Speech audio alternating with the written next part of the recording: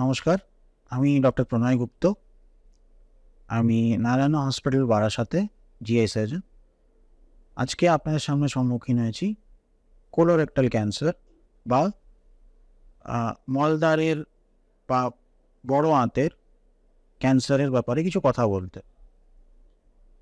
কিছু বছর আগে পর্যন্ত এই জিনিসটা শুধু 60 বছরের বেশি যেনাদের বয়স তাদের শুধু দেখা যেত, কিন্তু এখন এটা আস্তে আস্তে আরও কম বয়সের লোকজনের মধ্যেও দেখা যাচ্ছে।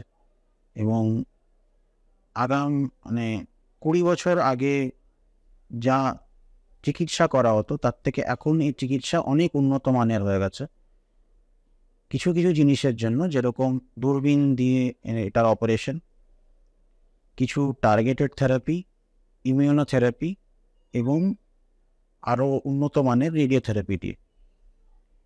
কোলোরেক্টাল ক্যান্সারের কিছু দেখা দেওয়ার কিছু সিমটমস হচ্ছে পায়খানা রাস্তার থেকে রক্ত পড়া,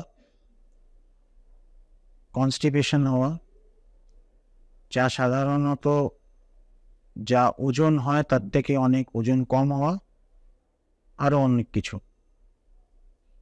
দূরবীন দিয়ে সার্জারি বা ল্যাপ্রোস্কোপিক সার্জারি যেটা আমরাকে বলি, সেটা দিয়ে 3-4টে ছোট ছোট কাটার মাধ্যমেই আমরা এই অপারেশনটা করে দিতে পারি, যাতে পেশেন্টের ব্যথা অনেকটাই কম হয়, পেশেন্টের রিকভারি অনেক তাড়াতাড়ি হয় এবং পেশেন্ট খুব তাড়াতাড়ি বাড়িও যেতে পারেন।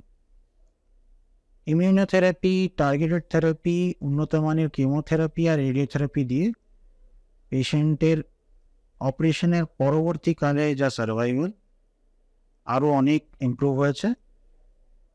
এবং এটা দিয়ে আমরা আশা করছি কিছু বছর, আরও আগামী কিছু বছরের মধ্যে এটার চিকিৎসা আরও উন্নত মানের হলে এর ক্যান্সারের চিকিৎসা আমরা আরও ভালোভাবে করতে পারব।